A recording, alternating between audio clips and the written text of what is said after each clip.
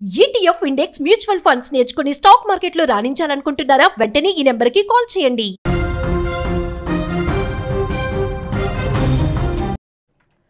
మరో breaking news చూస్తున్నాం. Israel Iran యుద్ధంలోకి America అడుగు పెట్టే తరుణం వచ్చిందని ప్రపంచ యుద్ధ నిపుణులు అంచనా వేస్తున్నారు. డొనాల్డ్ ట్రంప్ సిచ్యువేషన్ రూమ్ లో జరిపిన గంటన్నర చర్చల సారాంశం కూడా ఇదేనని అంచనాలు వేస్తున్నారు. అమెరికా కేబినెట్ అధికారులతో పాటు ఇటు కొంతమంది ఉన్నత స్థాయి మిలిటరీ అధికారులతోనూ ట్రంప్ చర్చించారనే సమాచారం బయటకొస్తోంది. అమెరికా తదుపరి అడుగు వేయడం కోసం సిద్ధమైందని చెప్తున్నారు. ప్రస్తుత పరిస్థితుల్లో ఇరాన్ ఇజ్రాయెల్ యుద్ధం ఆపేందుకు ఎలాంటి దౌత్య చర్చలకు కూడా అవకాశం లేదని అర్థమవుతోంది. ఇటు మరోవైపు ఇరాన్ అధ్యక్షుడు తన మంత్రివర్గంతో అత్యవసర సమావేశాన్ని నిర్వహించినట్టుగా ఇరాన్ వార్తా సంస్థ తస్నీం తెలిపింది. ఇజ్రాయెల్ నుంచి మరిన్ని దాడులు ఉండే అవకాశాలతో పాటు అమెరికా ఏ క్షణమైనా యుద్ధంలోకి ప్రవేశించొచ్చని కేబినెట్ లో చర్చించినట్టుగా తెలుస్తోంది. ఈ సమావేశానికి సంబంధించిన ఫోటోలను కూడా తస్నీం మీడియా పోస్ట్ చేసింది. ఇక ఇదే అంశానికి సంబంధించిన మరింత సమాచారం మా న్యూస్ ఎడిటర్ తిరుమల అందిస్తారు. తిరుమల్, అమెరికా అడుగు పెట్టబోతోందనుకోవచ్చు అంటారా? ఇజ్రాయెల్ ఇరాన్ యుద్ధంలోకి ఏంటి? జానకి, ఇక్కడ అమెరికా లక్ష్యం ఒకటే. ఇజ్రాయెల్ దాడి చేసిన అమెరికా అడుగుతున్న పాయింట్ ఒకటే, ఇరాన్ అణు పరీక్షల్ని వదిలేయాలి, అణు సంబంధించిన ఒప్పందాల్ని చేసుకోవాలనేది అమెరికా యొక్క మొదటి లక్ష్యం. అమెరికా ఈ పదే డొనాల్డ్ ట్రంప్ పదే ఖమేనీకి వార్నింగ్ ఇస్తున్నారు. నువ్వు గనుక అణు ఒప్పందానికి రాకపోతే ఇరాన్ ఖతమవుతుంది అని చెప్పేసి. నిన్న G7 సదస్సు కోసం కెనడా వచ్చిన డొనాల్డ్ ట్రంప్ ఉన్నట్టుండగానే మధ్యలో వెళ్ళిపోయారు. ప్రస్తుతం ఆయన వాషింగ్టన్లో ఉన్నారు. మధ్యలో వెళ్ళిపోయిన తర్వాత ఆయన నేరుగా వెళ్ళి సిచ్యువేషన్ రూమ్లో సమావేశమయ్యారు. ఈ సిచ్యువేషన్ రూమ్లో జరిగిన సమావేశం ఏంటి, అందులో చర్చించిన అంశాలు ఏంటి అనేది ఇప్పుడు ప్రపంచవ్యాప్తంగా ఒక కొత్త చర్చకు దారితీస్తున్నాయి. అమెరికా ఖచ్చితంగా ఇరాన్ని వెనుకంజ వేసుకొస్తుంది, ఇరాన్ వెనుక నిలబడుతుంది, ఇజ్రాయెల్ వెనుక నిలబడుతుంది, ఇజ్రాయెల్ వెనుక నిలబడుతుంది, ఇజ్రాయెల్కు మద్దతుగా యుద్ధ రంగంలోకి దిగుతుందనే చర్చ ఇప్పుడు ఇస్లామిక్ దేశాల్లో స్పష్టంగా జరుగుతుంది. ముఖ్యంగా ఇవాళ ఇరాన్ కేబినెట్ సమావేశమైంది. ఇరాన్ కేబినెట్ మొసార్ ఫెజెష్కియన్ ఇరాన్ అధ్యక్షుడు నేతృత్వంలో ఈ సమావేశం జరిగింది. ఈ సమావేశంలో చాలా స్పష్టంగా ఒక డెసిషన్ తీసుకున్నారు. అమెరికా ఏ క్షణమైనా ఇరాన్ పైన దాడులు చేసే అవకాశం ఉంది, అమెరికా ఏ క్షణమైనా ఇరాన్ పైన బాంబులు వేసే అవకాశం ఉందని వాళ్ళొక ముందుగానే ప్రిపేర్ అయినట్టుగా తెలుస్తుంది. అంతేకాదు ఇరాన్లోని ప్రభుత్వ మీడియా ద్వారా అక్కడి ప్రజల్లో కూడా చాలా సందేశాలు ఇస్తున్నారు.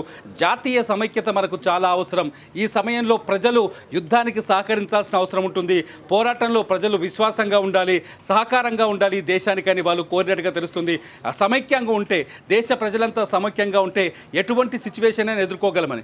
దీనికి ముందే అమెరికా, ఎందుకంటే అమెరికా లక్ష్యాలు ఒకటే, Natanz nuclear centre, Natanz nuclear centre ఒకటి, ఫోర్డో న్యూక్లియర్ సెంటర్ ఒకటి, రెండు సెంటర్లని పేల్ చేయాలని అమెరికా చాలా పట్టుదలతో ఉన్నట్టుగా తెలుస్తుంది.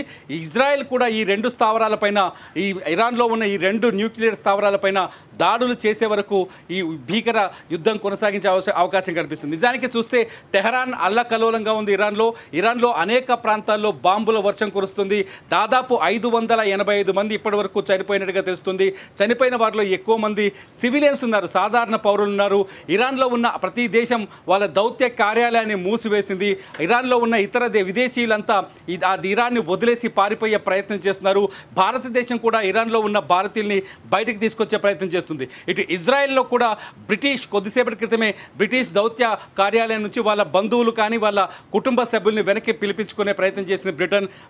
అమెరికా కాన్సులేట్, అమెరికా రాయబార కార్యాలయం కూడా వచ్చే శనివారం వరకు ఇజ్రాయెల్లో మూతపడి ఉంది. సో సిచ్యువేషన్ చాలా భయంకరంగా కనిపిస్తుంది పశ్చిమాసియాలో. ఇరాన్ కోరుతోంది ప్రపంచ దేశాలన్నిటికీ మాకు మద్దతు కావాలని. కొద్దిసేపటి క్రితమే రష్యాను కూడా ఇరాన్ అభ్యర్థించింది, ఈ యుద్ధంలో మీరు ఖచ్చితంగా ఈ యుద్ధాన్ని ఆపే ప్రయత్నం చేయండి, లేకపోతే భద్రతా మండలిలో ఇరాన్ చేస్తున్న తప్పు గురించి, ఇజ్రాయెల్ చేస్తున్న తప్పు గురించి భద్రతా మండలిలో ఖచ్చితంగా ప్రస్తావనకు తీసుకురావాలని చెప్పేసి ఇరాన్ ఇతర దేశాల వాళ్ళ మద్దతు దేశాలకు కూడా విజ్ఞప్తి చేస్తుంది. అమెరికాలో నిన్న ట్రంప్ ఇక్కడ ఎందుకు అమెరికా బాంబులు వేసే అవకాశం ఉంది, ఎందుకు అమెరికాకి ఇరాన్ భయపడుతుంది అంటే, ట్రంప్ సిచ్యువేషన్ రూమ్లో దాదాపు 1:20 పాటు చర్చించారు. ఈ సమావేశంలో అమెరికా విదేశాంగ శాఖతో పాటు భద్రతా సలహాదారులు కూడా ఈ సమావేశంలో ఉన్నారు, మిలిటరీ జనరల్స్ కూడా పాల్గొన్నారు. అట్లాగే వీళ్ళంతా కలిసి ఒక కొత్త వ్యూహాన్ని పనబోతుందని తెలుస్తుంది. నిన్న కెనడా నుంచి వెనక్కి వెళ్ళిపోవడంతో, ట్రంప్ వెనక్కి వెళ్ళిపోవడంతో ఫ్రాన్స్ అధ్యక్షుడు ఒక ఒక కామెంట్ చేశాడు. ఆయన ట్రంప్ ఇరాన్ ఇజ్రాయెల్ మధ్య సంధి కుదిర్చే ప్రయత్నాలు చేస్తున్నారని. కానీ ఈ కెనడా ఫ్రాన్స్ అధ్యక్షుడి వ్యాఖ్యల్ని ట్రంప్ ఖండిస్తూ, ఆయన మోక్రాన్ ఆ వ్యాఖ్యల్ని ట్రంప్ ఖండిస్తూ చాలా స్పష్టంగా చెప్పాడు, ఇది దౌత్యపరమైన చర్చల కోసం వెనక్కి వెళ్ళట్లేదు, దీనికి అంతకంటే పెద్దది ఒకటి జరగబోతుందని చెప్పాడు ట్రంప్. డొనాల్డ్ ట్రంప్ వ్యాఖ్యలు నిజంగా ఇరాన్ని భయపెడుతున్నాయని చెప్పాలి, లేకపోతే ఇరాన్లో ఆందోళనని లేకపోతే ముందు జాగ్రత్తల్ని రేకెత్తిస్తున్నాయని చెప్పాలి. ఎందుకంటే ట్రంప్ అంతకంటే పెద్దది జరగబోతుందని చెప్పడం వెనక అర్థం ఏంటి అంటే, ఫోర్డో న్యూక్లియర్ సెంటర్, ఇరాన్లో ఉన్న ఫోర్డో న్యూక్లియర్ సెంటర్ పైన దాడి చేయాలని అమెరికా ఆలోచిస్తున్నట్టుగా ఇరాన్ చెబుతోంది. ఇరాన్లో ఉన్న ఇంటెలిజెన్స్ చెప్తున్నారు. ఇరాన్ ప్రభుత్వం కూడా కొద్దిసేపటి క్రితమే ఈ విషయాన్ని ప్రకటించింది, అమెరికా ఏ క్షణమైనా మన పైన దాడి చేసే అవకాశం ఉంది అని. అంటే ఫోర్డో న్యూక్లియర్ సెంటర్ ఇరాన్లో ఒక పర్వత శ్రేణి కింద, ఒక పెద్ద కొండల శ్రేణి కింద ఫోర్డో న్యూక్లియర్ సెంటర్ ఉన్నట్టుగా చెప్తున్నారు. ఆ మొత్తం సొరంగ మార్గాన్ని తవ్వి ఆ సొరంగం లోపల ఈ న్యూక్లియర్ వెంచర్ని ఏర్పాటు చేసినట్టు తెలుస్తుంది. ఆ న్యూక్లియర్ సెంటర్ని ధ్వంసం చేయాలి అంటే ఇప్పుడు యుద్ధంలో వాడుతున్న నార్మల్ బాంబులు సరిపోవు, దానికి అతిపెద్ద బాంబు కావాలి అనే ఆలోచన చేస్తున్నట్టుగా తెలుస్తుంది. అమెరికా ఇంటెలిజెన్స్ కూడా చెప్తుంది. అంతేకాదు కొందరు జర్నలిస్టులు ఎవరైతే ఇస్లామిక్ దేశాల నుంచి కానీ ఇరాన్ యుద్ధం నుంచి కానీ ఇస్లామిక్ దేశాల్లో ఉంటూ రిపోర్ట్ చేస్తున్నారో వాళ్ళు కూడా చాలా స్పష్టంగా చెప్తున్నారు, యుద్ధంలోకి అమెరికా ఎంటర్ కాబోతుంది, ఎక్కువ సమయం పట్టదు, ఏ క్షణంలోనైనా అమెరికా ఇరాన్ పైన బాంబులు వేసే అవకాశం ఉందని చెప్తున్నారు. మొత్తానికైతే ఇప్పుడు పశ్చిమాసియా చాలా స్పష్టంగా, పశ్చిమాసియాలో అమెరికా కనుక యుద్ధంలోకి ఎంటర్ అయితే పశ్చిమాసియాలో ఉద్రిక్త పరిస్థితులు తలెత్తాయని చెప్పాలి. కొద్దిసేపటి క్రితం ఇరాన్ అధ్యక్షుడు కూడా చాలా స్పష్టంగా చెప్పారు, అమెరికా ఖచ్చితంగా, ఎందుకంటే అమెరికా ఖచ్చితంగా యుద్ధంలోకి దీన్ని వస్తుందన్నట్టుగా భావించాలి. ఒకవేళ ఇరాన్ ఇజ్రాయెల్ యుద్ధంలోకి మూడో దేశం ఏదైనా వచ్చింది అంటే అది ఖచ్చితంగా ఇరాన్ పైన పూర్తి ప్రభావం పడుతుంది. అంతేకాదు ఇజ్రాయెల్ విధ్వంసానికి కూడా కారణమవుతుంది. రెండు దేశాల్లో విధ్వంసంతో పాటు ఈ ప్రభావం పక్క దేశాలకు కూడా, ఇతర ప్రాంతాలకు కూడా విస్తరించే అవకాశం ఉందని చెప్పేసి కొద్దిసేపటి క్రితమే ఇరాన్ అధ్యక్షుడు కీలకమైన వ్యాఖ్యలు చేశారు. సిచ్యువేషన్ చూస్తుంటే చాలా భయానకంగా కనిపిస్తుంది. కొద్దిసేపటి క్రితమే ఇరాన్ అధ్యక్షుడు ఇరాన్ సుప్రీం లీడర్ ఖమేనీ కూడా ఒక తెహ్రాన్ మీడియాకి ఒక వీడియోని రిలీజ్ చేశారు. ఆ వీడియోలో కీలకమైన వ్యాఖ్యలు చేసినట్టు కనిపిస్తుంది. ఇరాన్ ఎవ్వరికీ భయపడదు, ఎవ్వరికీ తల వంచదు, ఇరాన్ ఎవరికీ తల ఒగ్గి పనిచేయదు, ఇరాన్ చరిత్ర తెలిసిన వాళ్ళెవరూ ఇరాన్కు వ్యతిరేకంగా మాట్లాడరు అని ఖమేనీ చేసిన ఈ వ్యాఖ్యలు ఖచ్చితంగా అమెరికాకు ధీటుగా నిలబడతామని చెప్పినట్టుగా కనిపిస్తుంది. యుద్ధం మరింత భీకరంగా మారే అవకాశం కనిపిస్తుంది. ఇరాన్లో దాదాపు ఇప్పటివరకు 1100 ప్రాంతాలని ఇజ్రాయెల్ టార్గెట్ చేసింది. ఇటు ఇజ్రాయెల్లో కూడా టెల్ అవీవ్ అట్లాగే జెరూసలేం నగరాలు దాదాపు ఎక్కువ ప్రాంతాల్లో ధ్వంసమైనట్టుగా కనిపిస్తుంది. కాకపోతే ఇక్కడ ఒక మైండ్ గేమ్ నడుస్తోందని కూడా ఇరాన్ వ్యాఖ్యానిస్తోంది. అల్ జజీరా కొద్దిసేపటి క్రితం ఒక ఆసక్తికరమైన కామెంట్ చేసింది. ఇజ్రాయెల్లో పూర్తి స్థాయిలో అల్ జజీరాని బ్యాన్ చేశారు, అల్ జజీరా ప్రతినిధుల్ని అక్కడి నుంచి బయటకు పంపించేశారు, అక్కడి నుంచి రిపోర్టింగ్ని బ్యాన్ చేసింది ఇజ్రాయెల్. కానీ ఇజ్రాయెల్ కూడా తీవ్ర స్థాయిలో దెబ్బతిన్నది ఇరాన్ దాడుల్లో. ఇజ్రాయెల్కున్న ఐరన్ డోమ్ కూడా తీవ్రంగా దెబ్బతిన్నది, 1/3 వంతు దెబ్బతిన్నది. ఐరన్ డోమ్ తట్టుకోలేకపోతుంది ఇరాన్ మిసైల్స్ అనేది కూడా నడుస్తుంది. మొత్తానికైతే ఇరాన్ కూడా ఇజ్రాయెల్ పైన తగిన స్థాయిలోనే దాడులు చేస్తుంది. కాకపోతే మరణాల సంఖ్య మనకు ఇరాన్ నుంచి ఎక్కువగా కనిపిస్తుంది, ఇజ్రాయెల్ నుంచి తక్కువగా కనిపిస్తుంది. ఇరాన్ నుంచి ఇప్పటి వరకు 601 మంది. ఒక 2 పాయింట్స్ ఏంటంటే, ప్రస్తుతం ఇజ్రాయెల్ చేస్తున్న యుద్ధం అంతా ఇరాన్ అణు కార్యక్రమాన్ని ధ్వంసం చేయడమే, ఇప్పుడు అదే జరగబోతుందా? ఇంకొకటి మీరు చెప్పింది సిచ్యువేషన్ రూమ్ కూడా ఏదో జరగబోతోంది, ఏదో జరగబోయేది ప్రపంచం చూడబోతుంది అన్నప్పుడే సిచ్యువేషన్ రూమ్ దగ్గరికి వెళ్తారు, అక్కడ వార్న్ అంతా గమనిస్తూ ఉంటారు అనేది కూడా ఒక టాక్. ఏంటి అంటే ట్రంప్ చాలా స్పష్టంగా చెప్తున్నాడు జానకి, ఇక్కడ ఖమేనీ ఏ ఒక్కలో దాక్కున్నా, ఏ మూలకి నక్కినా ఖమేనీని తీసుకొచ్చి చంపేస్తాం, ఖమేనీ చచ్చిపోతేనే యుద్ధం ఆగుతుందని ఇటు ఇజ్రాయెల్ అధ్యక్షుడుకు నెతన్యాహు కూడా ప్రకటించడం, ఆ వెంటనే ట్రంప్ ఖమేనీ ఇప్పటికైనా లొంగిపోవాలని హెచ్చరించడం, ట్రంప్ ఎట్టి పరిస్థితుల్లోనూ ఖమేనీని వదిలిపెట్టడం, ఎక్కడున్నాడో ఖమేనీ మాకు తెలుసని చెప్పడం, ఇటువంటి ప్రకటనలు చూస్తుంటే ఖచ్చితంగా అమెరికా ఇజ్రాయెల్ తరఫున యుద్ధం యుద్ధంలోకి అడుగు పెడుతుందనే చర్చ జరుగుతుంది. సిచ్యువేషన్ రూమ్లో కూడా నిన్న అదే జరిగింది. మీరు అడిగినట్టు సిచ్యువేషన్ రూమ్లో అమెరికా నెక్స్ట్ మనం ఏం చేద్దామనే సబ్జెక్ట్ పైన డొనాల్డ్ ట్రంప్ అమెరికాకు సంబంధించిన విదేశాంగ శాఖతో పాటు దాని భద్రతా రక్షణ వ్యవస్థతో కూడా మాట్లాడినట్టుగా తెలుస్తుంది. మిలిటరీ లీడర్ జనరల్స్తో కూడా నిన్న చర్చ జరిగింది, తీవ్రమైన చర్చలు జరిగినట్టు తెలుస్తుంది. మొత్తానికైతే ఒక స్ట్రాంగ్ డెసిషన్ అయితే అమెరికా తీసుకోబోతుంది.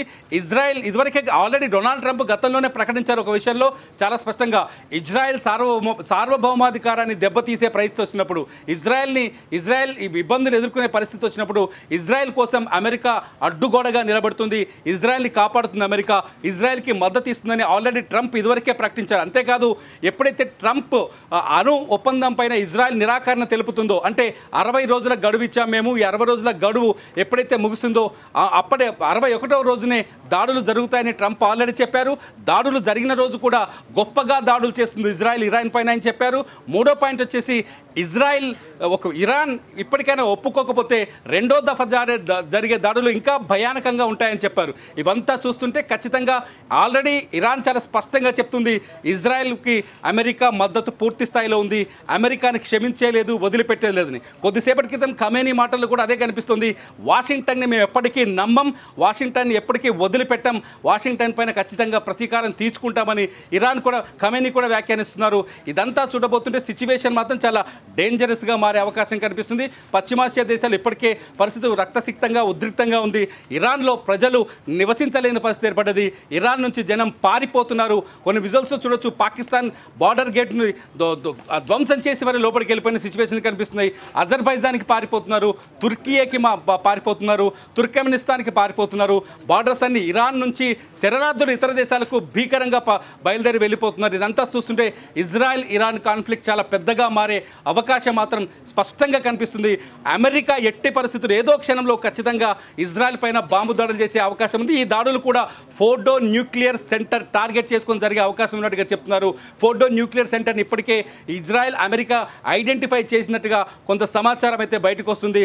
ఫోర్డో న్యూక్లియర్ సెంటర్ ఒక పర్వత శ్రేణి కింద సొరంగ మార్గం తవ్వి ఆ సొరంగ మార్గంలో ఫోర్డో న్యూక్లియర్ సెంటర్ ఏర్పాటు చేశారు. నిజానికి తనంజా కూడా ఒక భూగర్భంలో ఉంది. ఆ భూగర్భంలో ఈ న్యూక్లియర్ సెంటర్ ఉంది. దానిపైన కూడా దాడులు జరిగాయి. మొదటి రోజే దాడులు జరిగాయి, కానీ స్వల్పంగా ధ్వంసమైంది, ఎటువంటి ఇబ్బంది లేదని ఇంటర్నేషనల్ అణు నియంత్రణ సంస్థ ప్రకటించింది. కానీ ఇప్పుడు ఫోర్డో పైన దాడులు చేయాలని ఖచ్చితంగా అమెరికా పట్టుదలతో ఉంది. కాబట్టి ఖచ్చితంగా దాడి ఏ క్షణమైనా అమెరికా ఇరాన్పై విరుచుకు పడొచ్చనే